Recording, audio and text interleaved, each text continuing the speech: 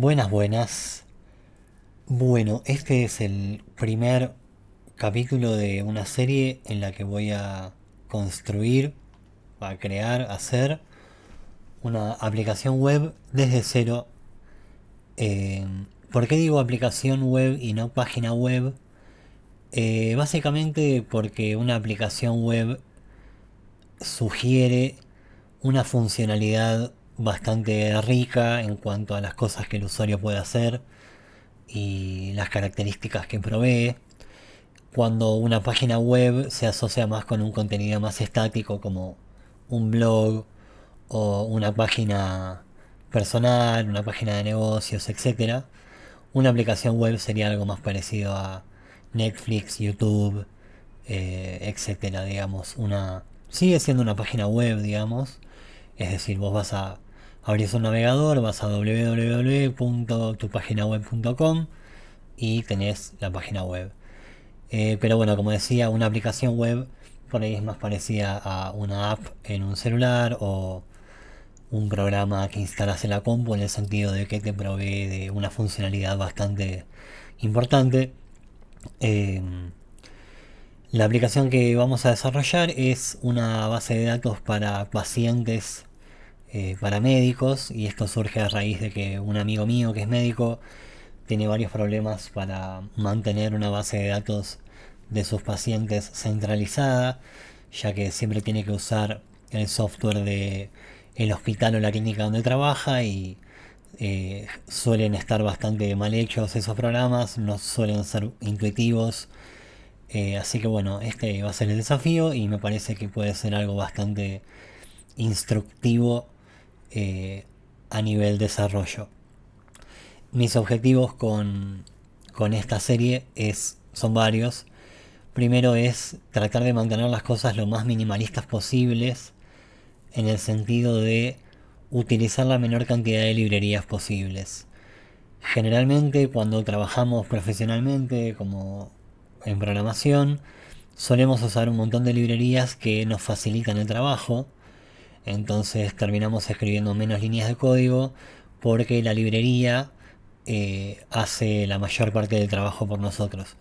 Lo cual es buenísimo, ahorra un montón de tiempo de desarrollo y facilita también la colaboración porque las librerías tienen una manera bastante específica de trabajar y si todos trabajan con la misma librería, eh, facilita el desarrollo colaborativo. ¿Qué es una librería? Primero que todo, una librería es básicamente una colección de código que vos podés utilizar para resolver ciertos problemas comunes. Algunas librerías que quizás se escucharon nombrar son para lo que es el lado del frontend, React o Vue, y para el lado del backend cosas como Express, por ejemplo. Yendo un paso más atrás, vamos a desarrollar tanto lo que es la parte del servidor como lo que es la parte del cliente. Y vamos a hacer todo usando JavaScript. Vamos a usar en el backend Node, que es un entorno de ejecución para JavaScript en el lado del servidor. Y en el lado del cliente vamos a utilizar JavaScript nativo. No vamos a usar React, no vamos a usar Vue, no vamos a usar jQuery. Vamos a hacer todo desde cero, lo cual puede hacer que sea un poco más complicado en algunos aspectos el desarrollo, pero lo que más me interesa a mí es que veamos cómo funciona la cosa detrás. Cuando usamos una librería o un framework, generalmente, como decía antes, esta librería nos resuelve un montón de problemas, pero para mí es muy importante saber cómo funciona la cosa para después poder utilizar cualquier librería y sacarle el mayor provecho posible. Y además muchas veces no necesitamos una librería y la librería nos termina trayendo más problemas que soluciones. Mencioné varios términos como cliente y servidor o frontend y backend. Quiero explicar brevemente esto. Una aplicación web, o en realidad prácticamente cualquier tipo de aplicación, consta de dos caras, digamos. La cara de cliente, que es eh, lo que inicializa cualquier tipo de proceso. En el caso de una aplicación web, el cliente suele ser un navegador, por ejemplo el Google Chrome, Firefox, Safari, etcétera.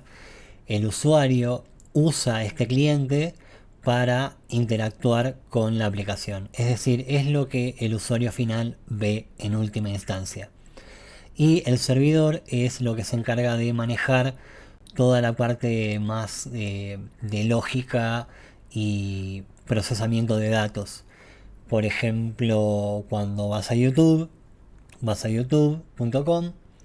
desde el cliente que sería el navegador, o también en el caso de YouTube puede ser la aplicación mobile o la aplicación que tenés en tu televisor. Esos son todos clientes que cuando el usuario solicita un video, este cliente solicita al servidor la información sobre ese video y se la manda de vuelta al cliente para que el usuario la pueda ver.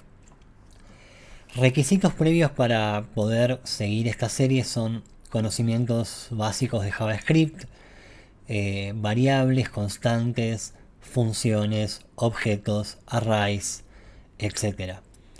Es importante también que sepas lo que es un callback, cómo funcionan los callbacks, saber que las funciones son en JavaScript un objeto más y como tal los podés pasar las funciones como parámetros a otras funciones, y eso es un patrón muy común en el desarrollo en JavaScript. Así que cualquier duda igual que te surja, conceptos que quieras esclarecer o que no conozcas durante el video, siempre podés googlear. Y bueno, cualquier cosa me podés preguntar y voy a tratar de o responderte directamente o pasarte algún link para que puedas explorar algunas de estas ideas. Entonces vamos a empezar con la parte del servidor. Yo me creé acá una carpeta que se llama Node API o Node API. Una API es básicamente algo que uno crea para que otros programas puedan interactuar con tu programa. En este caso vamos a crear acá el servidor para que después el cliente, que va a ser el navegador, pueda interactuar con nuestra plataforma. Vamos a utilizar, como dije, Node para crear el servidor y vamos a utilizar como base de datos MongoDB, que es una base de datos relativamente nueva y que ahora está muy en boga, se usa mucho, así que vamos a explorar varias de esas cosas. Entonces yo me creé acá esta carpeta que está vacía, vamos a abrirla con Visual Studio Code. Visual Studio Code es el editor que voy a usar. Pueden usar cualquier editor que quieran, pero bueno, este es el que a mí más me gusta. Voy a abrir una terminal acá. Esta terminal es lo mismo que abrir la línea de comandos, pero está bueno que Visual Studio Code tiene terminal integrada, cosa de que podés acá mismo ejecutar comandos que van a ser muy útiles. Otra de las cosas que quiero explorar en esta serie es no solamente cómo crear un servidor, cómo hablar con la base de datos, etcétera, sino también algunas prácticas de seguridad básicas como cómo autenticar a un usuario, cómo autorizar a un usuario. Esto es básicamente asegurarnos de que cuando se solicita algún tipo de recurso, como por ejemplo si fuera el caso de YouTube, un video, asegurarnos de que el usuario tiene acceso a ese video, es decir, que el video no sea privado, etcétera.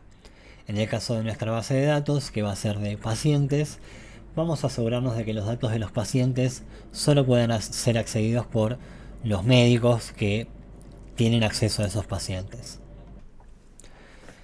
Y otra de las cosas que quiero también indagar es cómo organizar el código. A lo largo de mis años como desarrollador me encontré con muchas maneras de organizar el código, muchas maneras de escribirlo. Hay muchas modas también en cómo hacer estas cosas, algunas están buenas, otras a mi criterio no, porque supuestamente resuelven un problema, pero a veces complican más las cosas. Así que voy a organizar el código como yo considero que es bastante simple y a la vez bastante flexible. Y bueno, eso es lo que por ahí a veces a lo que a veces se le llama arquitectura, pero bueno, arquitectura es bastante más complicado que eso. Así que bueno, voy a empezar creando una carpeta llamada source o src, que es donde va a ir básicamente el código fuente de nuestra aplicación, es decir, lo que eventualmente podría llegar a ser compilado en caso de un lenguaje compilado.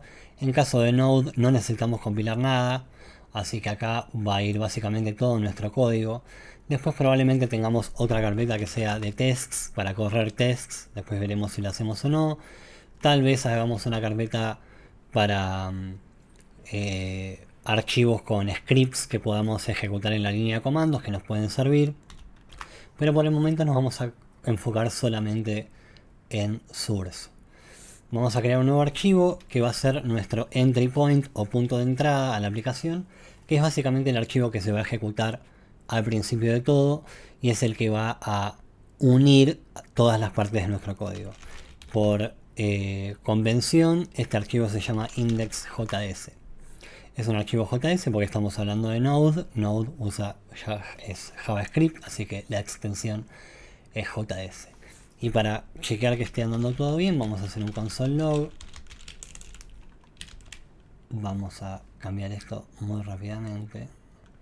Y para ejecutar un archivo Node, simplemente tenemos que tener instalado Node, obviamente. Para eso yo puedo escribir Node version. Y vamos a ver que tengo instalada la versión 19, que es la última en este momento. Pero bueno, asegúrate de tener instalado Node.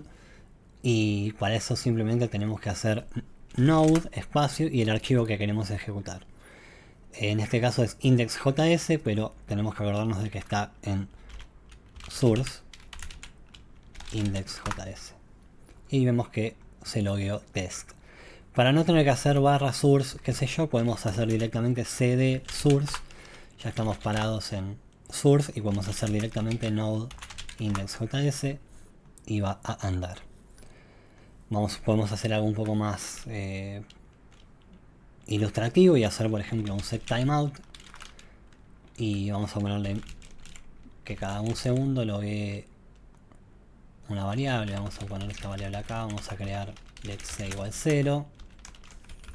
Y vamos a hacer C++. Entonces si yo ahora le doy node index.js, vamos a ver que no están dando.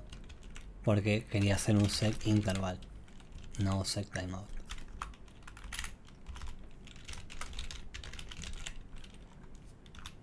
Y ahora vamos a ver que cada un segundo va a aumentar esta variable y la va a loguear.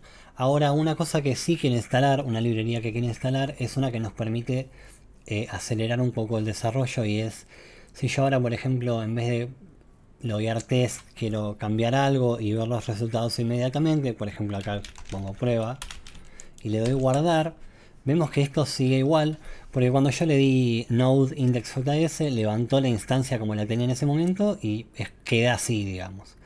Pero si yo ahora quiero ver estos cambios que acabo de realizar, tengo que hacer control C o command C en Mac para matar el proceso actual y levantarlo de vuelta, y ahí sí vamos a ver prueba. Ahora yo lo que quisiera es que cuando hago un cambio, esos cambios se actualicen automáticamente y el servidor se reinicie automáticamente para no tener que hacer este control C cada vez. Entonces para eso vamos a instalar nuestra primera librería y una de las pocas que vamos a usar, que es NodeMon. Para instalar una librería primero tenemos que decirle a este proyecto que vamos a usar npm, que npm es el Node Package Management, o Manager mejor dicho, que es justamente el administrador de paquetes o librerías de Node. Para eso podemos hacer que cuando instalamos Node también se instala npm, así que podemos hacer npm version para ver que tengamos npm instalado y vamos a ver que tenemos la versión 9.5. Entonces para decirle a nuestro programa que vamos a usar paquetes, podemos hacer npm init. Esto nos va a crear un archivo llamado package.json, que ahora lo vamos a ver. Acá nos pregunta algunas cosas como package name, le voy a poner Node API versión 1. Acá no hace falta poner nada. Nada, autor, voy a poner Pablo Ñezuta solamente para que esté. Le das todo que sí y te creo este archivo package.json, que como vemos es un archivo JSON que tiene algunas propiedades como todas las que nos pidió acá el npm init. Y acá vemos este script que ahora vamos a ver cómo se utiliza. Entonces para instalar perdón, acá no sé, esto me pasó la vez pasada y no sé qué mierda es, pero no importa. Para instalar una dependencia hacemos npm install y el nombre de la dependencia que queremos instalar. También podemos hacer npm i, que es más corto, y la dependencia que queremos instalar es nodemon. Ahora un pequeño detalle, como esta dependencia es una dependencia de desarrollo, le ponemos esta flag d para que la instale como dependencia de desarrollo. Eso lo podés investigar por tu cuenta.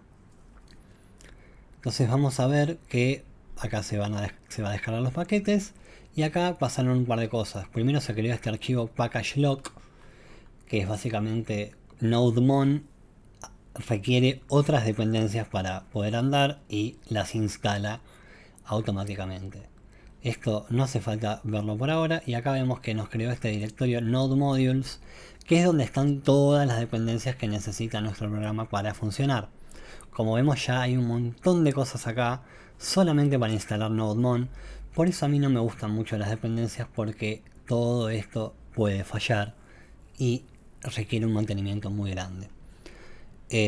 Como vemos acá, tenemos la dependencia final nodemon en node modules, y bueno, acá tenemos varias cosas, ¿no? Pero esto no hace falta mirarlo, solamente confiamos en que la librería va a andar.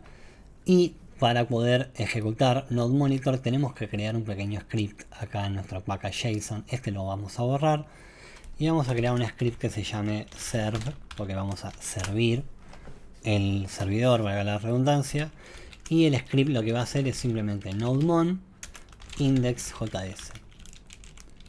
Entonces, para ejecutar los scripts que están en el package.json tenemos que prefijarlos con npm run y el nombre del script. Y acá vamos a ver que va a ejecutar nodemon index.js, y acá vemos que se levantó el servidor. Y si yo ahora hago un cambio de vuelta, por ejemplo hago test y le doy save, vamos a ver que acá se reinició debido a cambios, y acá vemos que en tiempo real tenemos los cambios actualizados. Así que esto es muy útil. Voy a matar el servidor por ahora y vamos a borrar todo esto. Entonces vamos a utilizar, como decía, no vamos a utilizar Express ni ningún framework ni librería para crear el servidor. Lo vamos a hacer todo con lo que viene ya por defecto con Node. Node tiene todo lo necesario para poder crear un servidor, así que vamos a utilizar esas herramientas. El primer módulo que vamos a utilizar es el módulo HTTP, que es justamente para crear servidores HTTP o cualquier cosa relacionada con HTTP. Para utilizar un módulo de cualquier tipo, ya sea una dependencia que instalamos o un módulo nativo de Node como HTTP, usamos la función require, que ya viene, usamos la función require, que es una función que recibe como parámetro un string, que es el nombre del módulo que queremos utilizar, o el path del archivo, si quisiéramos utilizar un archivo nuestro, por ejemplo. En este caso vamos a utilizar HTTP, que ya viene con Node. Ahora, para poder utilizar este módulo no solamente tenemos que invocar la función require, sino que tenemos que guardarlo en algún lado. Por eso vamos a crear una variable llamada HTTP que va a contener este módulo. Entonces, por ejemplo, ahora yo si hago http punto, vemos que acá Visual Studio Code nos dice, bueno, estas son todas las cosas que tiene el módulo HTTP. Tiene varias cosas interesantes. Lo que nos interesa a nosotros por ahora es este create server. Create server es una función que recibe como parámetro un callback, que es el callback que va a manejar todas las requests o todas las solicitudes que le hagamos a nuestro servidor. Este callback, como decía, es una función que recibe dos parámetros, request y response.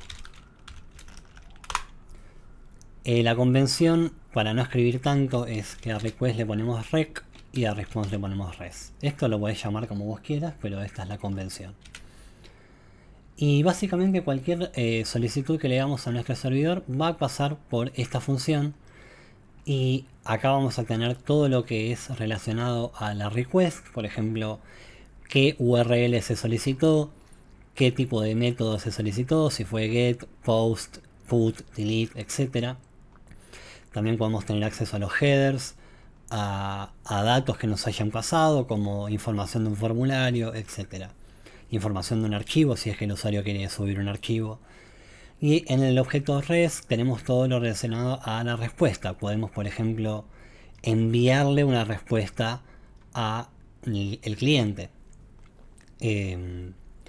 Así que por el momento lo único que vamos a hacer es console log, por ejemplo rec punto, y acá vemos que también cuando hago rec punto, como Node ya sabe que rec es el objeto response del módulo HTTP, vemos que tenemos acá varias cosas a las que podemos acceder, como por ejemplo los headers, como mencioné antes, que ya lo vamos a ver más adelante.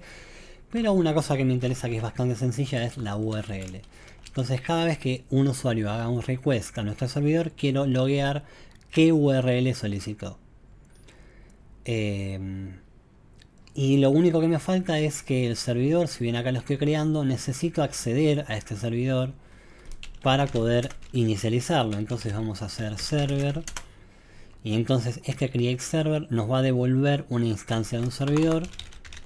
Y vamos a ver que server también tiene un montón de cosas, pero lo que nos interesa ahora es listen.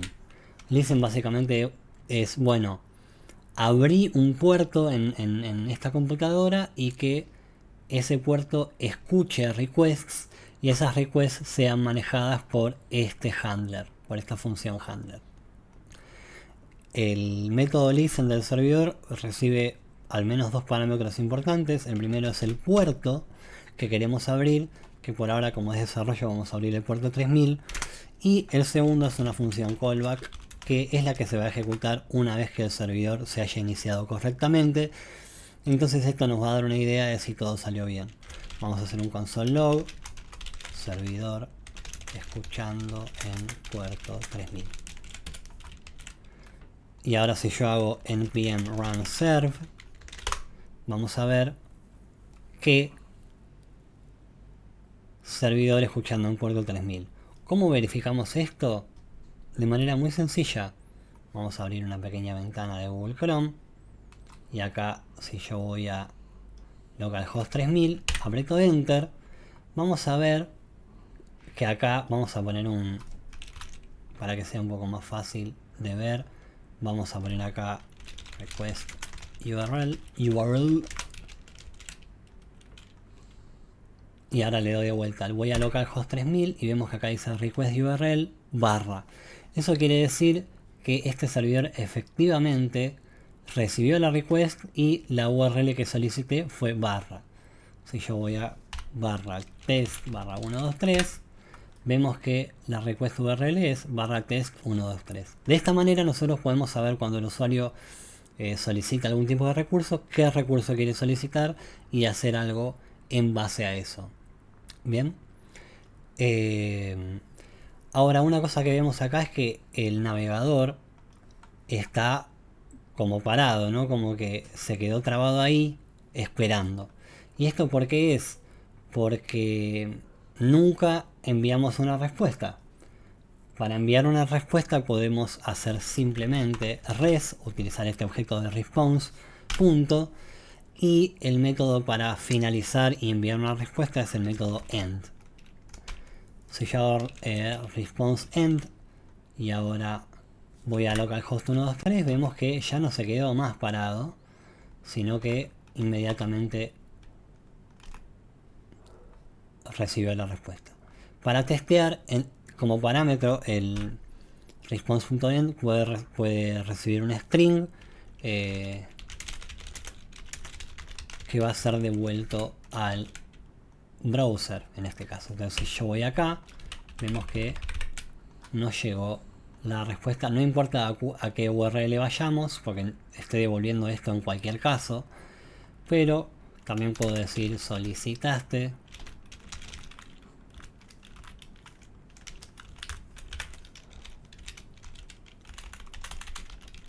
como para decir, bueno, tener algún tipo de feedback. Entonces acá vemos que no importa a qué URL vayamos, el servidor nos devuelve eso mismo. Obviamente esto no es demasiado útil, pero ya tenemos un servidor andando. Así que bueno, vamos a proceder a organizar un poquito este código, que si bien ahora es muy simple, este código no necesita mucha organización, pero quiero ejemplificar dos cosas. Primero, cómo podemos separar nuestro código en diferentes archivos y utilizar esos archivos en nuestro código, valga la redundancia, porque si hiciéramos todo el código en este archivo sería una locura total. Y por otro lado, quiero tener mi código de servidor separado y en un archivo aparte para poder hacer debug más fácil y para poder mantener la aplicación de una manera más sencilla.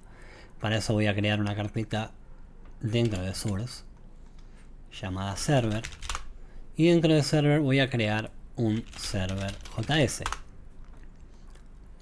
y vamos a mover todo nuestro código del servidor ahí.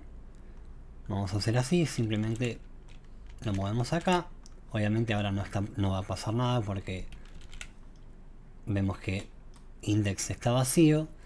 Entonces lo que tenemos que hacer para usar este archivo es simplemente require server barra server. Y si ahora le doy play, vamos a ver que tenemos servidor escuchando en puerto 3000. ¿Qué pasa cuando yo hago require de un archivo? Básicamente se va a ejecutar este archivo.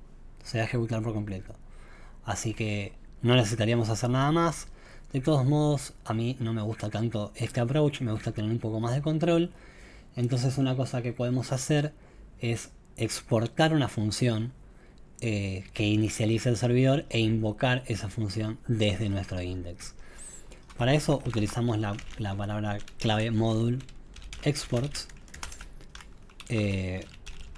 Básicamente le estamos diciendo, bueno, quiero que lo que este módulo exporta sea lo que está dentro, este objeto que está dentro de las llaves. Y para eso yo quiero crear una función que sea algo así como inicializar servidor. Voy a escribir todo en inglés porque es más fácil que todo esté en inglés, así que bueno, bánquensela. Vamos a crear una función llamada start server, por ejemplo. Y esta función va a ser básicamente esto.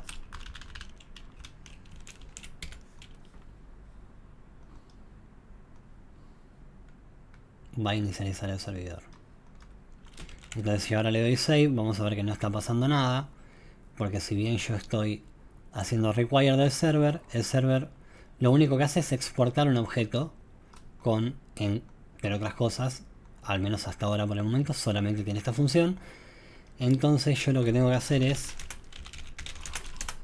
requerir el servidor y ahora puedo hacer server.startServer. Cuando yo hago require y se lo asigno a una variable, básicamente esta variable server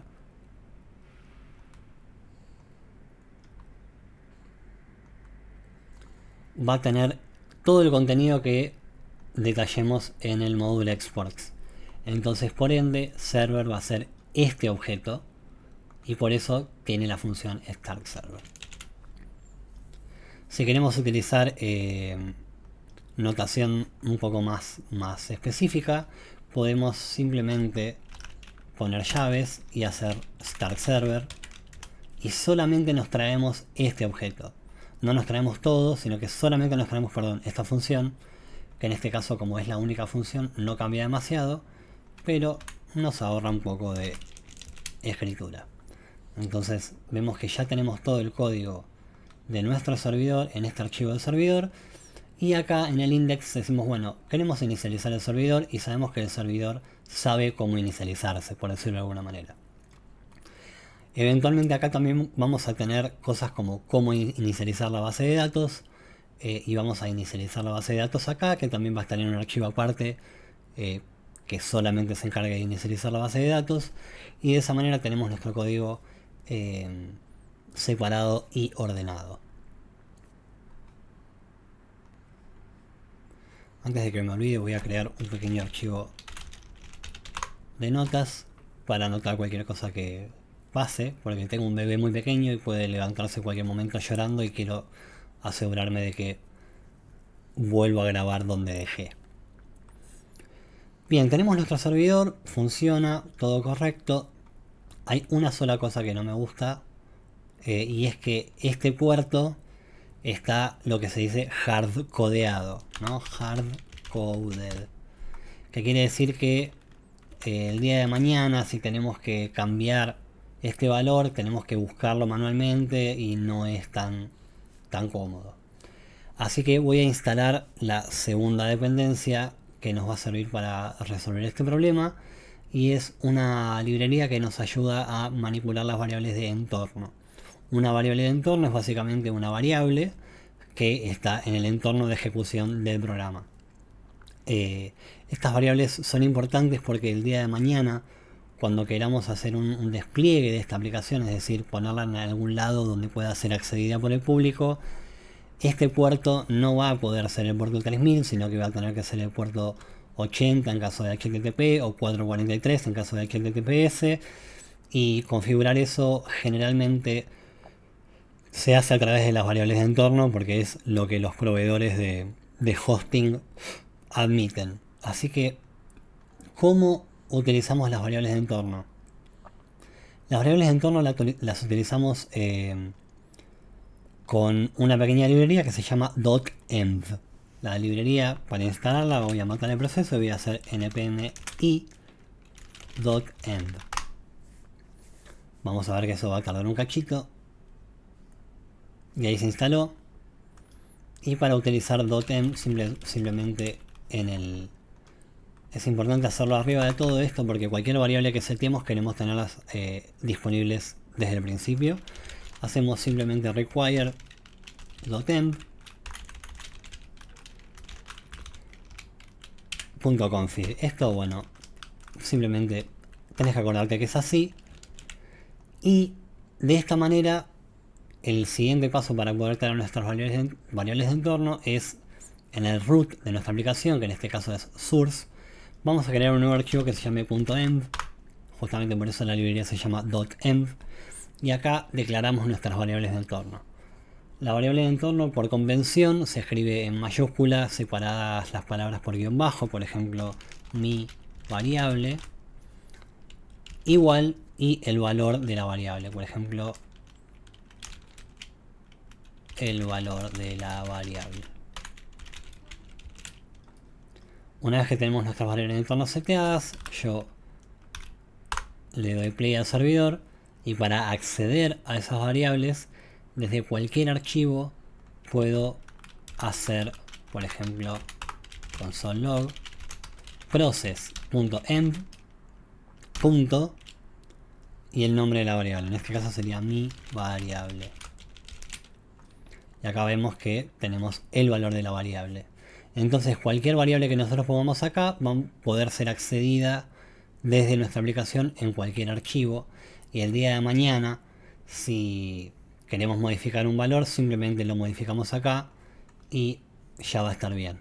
Otro de los motivos por los cuales se utilizan las variables de entorno, porque estas son como variables globales, ¿no? Entonces, uno de los motivos importantes es que acá también se guardan, por ejemplo, contraseñas de la base de datos, ese tipo de cosas que son información muy sensible, y esa información no puede ser pública. Entonces, si vos la guardás en una variable de entorno, cuando vos publicás el código en un repositorio para que otros lo puedan usar, no publicás las contraseñas. Esto lo vamos a ver más adelante. La variable que me interesa en este momento es el puerto, que va a ser 3000. Y entonces en nuestro código de servidor voy a reemplazar esto por process.env port. Y acá voy a hacer lo mismo. Si yo ahora le doy play, vamos a ver que dice servidor escuchando en puerto 3000. Y acá esto nos dio undefined porque borré la variable. Así que esto lo podemos sacar y ya tenemos nuestro puerto tranquilamente andando. Si yo acá le quisiera cambiar el puerto 3000, acá sí tengo que reiniciar el servidor y vemos que tenemos escuchando en puerto 3000. 3003, perdón. Vamos a dejar el puerto 3000. Y ya tenemos básicamente nuestro setup bastante completo. El último mini detalle que no me gusta del todo es que acá estoy usando process env port 2 veces. Entonces prefiero hacer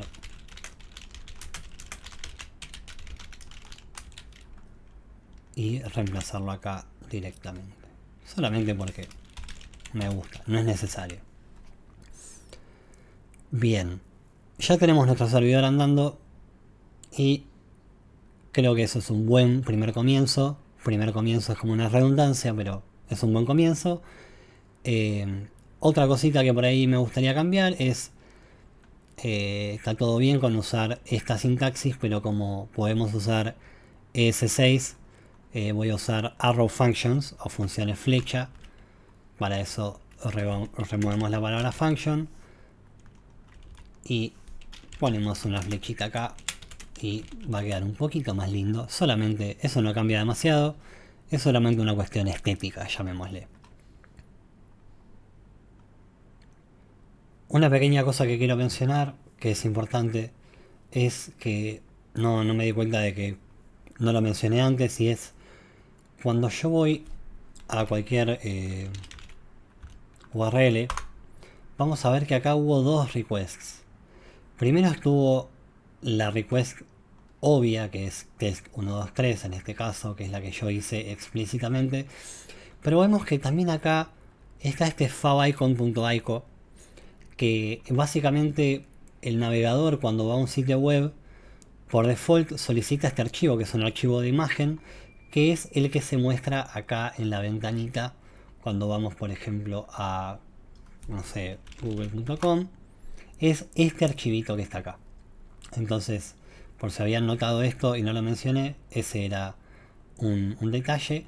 Y otra cosa que quiero mostrar acá es en el navegador. Si vamos a herramientas del navegador, del desarrollador, perdón, que en Windows lo puedes hacer con F12 simplemente, vemos que acá tenemos la consola, y quiero mostrar un rato chiquito la pestaña de red o network si lo tenés en inglés. Esta pestaña nos va a mostrar todos los requests y las responses que hace nuestra aplicación. Yo ahora le voy a dar refresh y vamos a ver que acá tenemos, esta es la primera request que hizo, que vemos que acá dice, bueno, le pegó a localhost 3000 test 123, y esta fue la respuesta, estado 200, que quiere decir que está todo bien. Lo que nos devolvió es un tipo de documento, que bueno, eso lo vamos a ver más adelante. Vemos el tamaño de la respuesta, que son 169 bytes, que debe ser básicamente la cantidad de caracteres que hay acá. También tenemos el tiempo que demoró la respuesta en total, 7,3 milisegundos. Y vemos que acá también hizo un request a favicon. Entonces podemos ver en cualquier lado, cualquier página que vayamos, podemos ver qué se le está solicitando el servidor y qué devolvió el servidor. Así que bueno, era un pequeño detalle ahí para tener en cuenta, que es importante porque esto lo vamos a usar más adelante.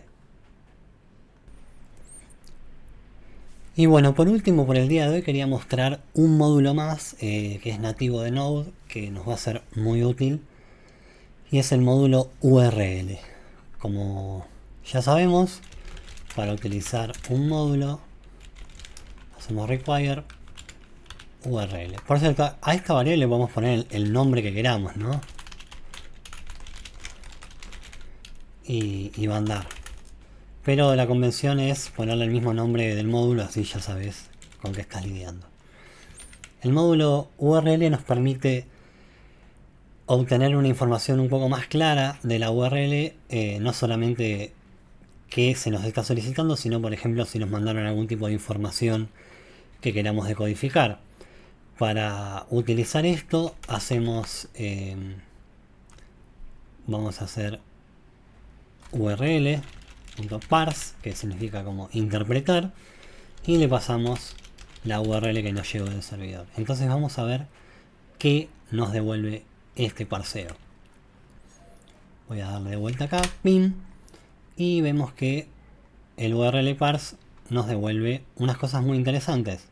El favicon por el momento no lo vamos a ver. Vemos que tenemos el path name, que es lo mismo que veíamos antes. El path, que bueno, la diferencia entre estos dos lo vamos a ver más adelante. Pero lo que me interesa, bueno, hostname ahora está null porque estamos en entorno local. Entonces localhost no es un host válido, pero si tuviéramos esto desplegado en algún lado bajo un dominio como por ejemplo miaplicación.com, veríamos miaplicación.com en el hostname. También veríamos ahí el puerto. Y lo que quería mostrar ahora es algo que es muy común, que es por ejemplo si vamos a YouTube y vamos a cualquier video, por ejemplo este,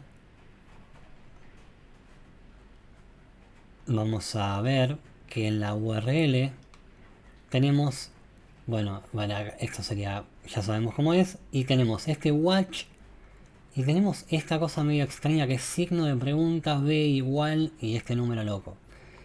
Estos son lo que se llaman query parameters o URL parameters, y básicamente es al final del dominio, al final del path que vos querés solicitar, pones un signo de pregunta y a partir de ahí empiezan las variables que vos querés mandarle al servidor. Por ejemplo, vamos a ir a root y ponemos, no sé, test, signo de pregunta, y acá podemos mandarle variables al servidor para que el servidor nos devuelva algo en base a eso. En el caso del video que veíamos antes, es el ID del video que queremos ver. Entonces, por ejemplo, ponerle que yo acá quiero buscar la información de, no sé, de todos los pacientes en base a una fecha determinada. Podemos decir fecha igual y ponerle que sea, no sé, 2023 0502, ponele. Vamos a mandar acá y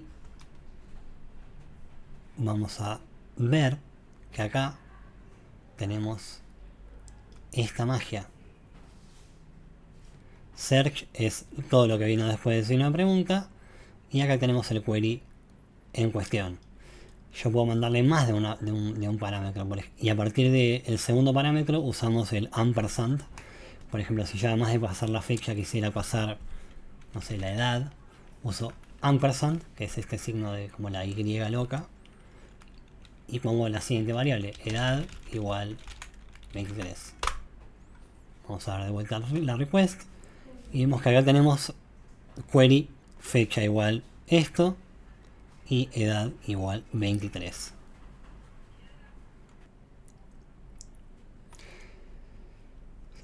Sin embargo, esta no es la manera actual de obtener los valores de las variables que vienen por la query string. La manera que se usa ahora, porque las cosas cambian bastante frecuentemente, es levemente distinta y voy a pasar a demostrarla a continuación.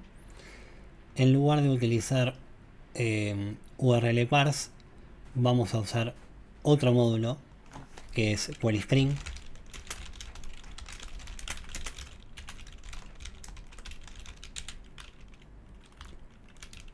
Y vamos a utilizar en tándem estos dos módulos.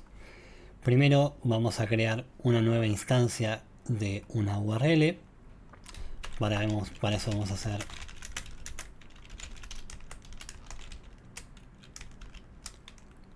lo cual es un poco molesto, digamos.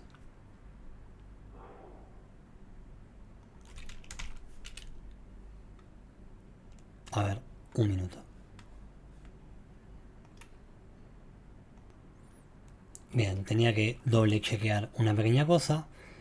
Esto es new url.url. Y lo que es un poco molesto es que url.url es un poco incómodo. Así que podemos simplemente extraer solamente ese método y utilizarlo así. Y para crear una instancia de la URL necesitamos obviamente la URL que el usuario solicitó, y como segundo parámetro necesita lo que sería el dominio base, que en este caso es http localhost 3000. Y ahora en vez de usar URL parse, vamos a hacer simplemente un console log de la URL para ver qué nos trae. Vemos que el objeto es un poco distinto. Y tenemos este search params, que es de tipo URL search params. Si logueamos solamente eso, vamos a ver qué tenemos aquí. Tenemos este objeto hermoso. Y en este caso, cuando es el favicon, no tenemos nada. Y para acceder a cada uno de estos valores, usamos el método get y el nombre del valor que queremos obtener. Acá tenemos la fecha y acá tenemos la edad, por ejemplo. Fecha, edad. No es lo más lindo del universo, pero podemos más adelante hacer una pequeña función que abstraiga este proceso y nos lo facilite un poco. El query string no hace falta porque el query string se usa para parsear de otra manera, pero solamente con el módulo URL lo podemos lograr. Así que bueno, eso sería todo por hoy. Vamos a continuar más adelante con la base de datos. Una vez que tengamos la base de datos configurada, vamos a empezar ya a crear la aplicación. Cualquier duda, déjate un comentario y nos vemos la próxima.